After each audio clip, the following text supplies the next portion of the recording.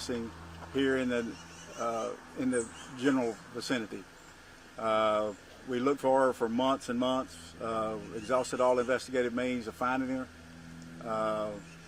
Fast forward to July the 3rd of this year, we got information that some young men had found a backpack belonging to her next to a pond here behind where I am right now in New Harmony, which is the western part of Smith County.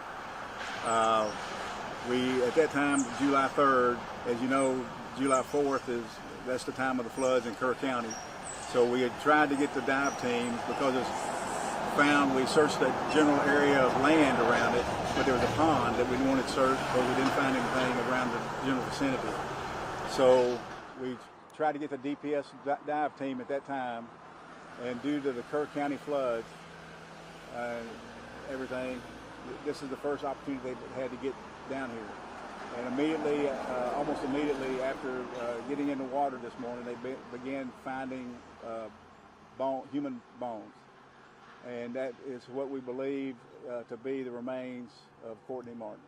And what time did DPS dive team come out here? They started about 8:30. They started diving about 8:30 this morning. You know about what time they might have? It was a short time after when they found the first bone, and then started finding other human remains, bone, shortly after that. And what made them come out here today on this Tuesday?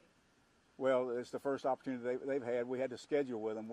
They have to work for 254 different counties in the state of Texas, and we had to get in line. So this is the first opportunity they had to get here. We contacted them again around July the 4th. Obviously, they were still saving people in the Guadalupe River and in Kerr County. So this is the first opportunity they've had to get down to our request. And have you all, well, first of all, obviously now the family knows, but what message would you say to the family that 2 years later, something from Courtney's disappearance has now come to light? Well, obviously they know what happened. They know that somebody here, a landowner, found, or somebody that he allowed in his pond, found the backpack belonging to Courtney Martin, and that's when we were contacted again. We'd been trying to get investigative leads up to that point.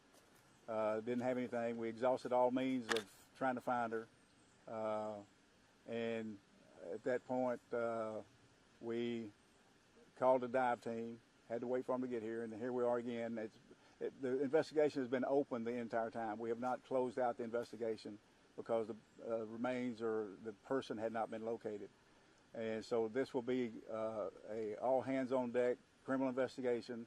We'll work it like it's a homicide until we find out otherwise.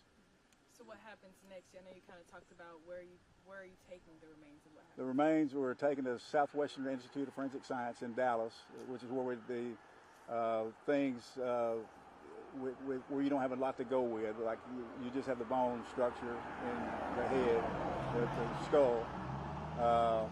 That was taken there, and because of that, because it's not a fully intact body that we would take up there in a shooting or stabbing or something of that nature that's got all the flesh and everything on it, takes longer time to get information we need to get in order to determine whether it's a natural death or homicide or whatever. Yeah, and like I mentioned earlier, it's 2 years later, so what is the importance of making sure that this doesn't, just slip under the rug, but now it's finally something? Well, because it's not going to slip under the rug because the case has never been closed. We would have never closed the case until we had some closure to add to it. Without finding the body or the person alive, it never would have been closed. It's an open investigation. Now we have something to go on. We have some other things that we can investigate I won't go into to determine what happened here. Are there any suspects as of right now, like maybe an ex-partner or anything like that? We're not even calling it a homicide at this point. So we're not looking at suspects.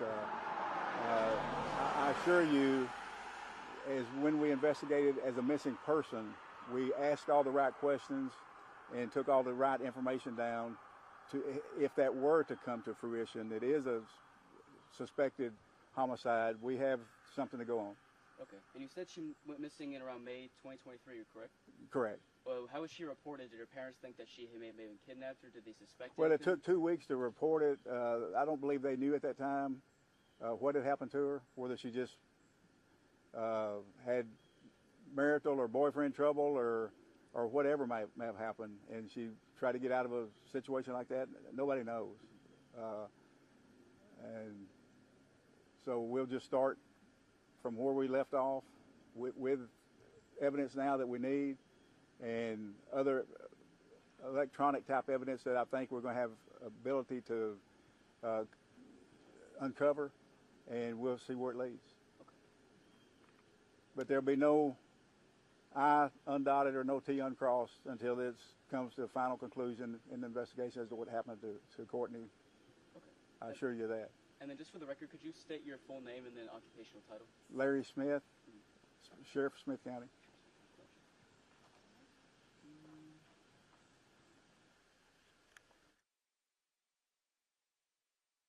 anyone watching this right now about the investigation? I'm not going to go into any detail about the investigation, whether what we believe it may be, what it is, or anything, to protect the integrity of the investigation, as we do in all cases, whether it end up being accidental or otherwise. But because anything that we think may be accidental, it turns into homicide. We've already let the cat out of the bag, and it's hard to put it back in there.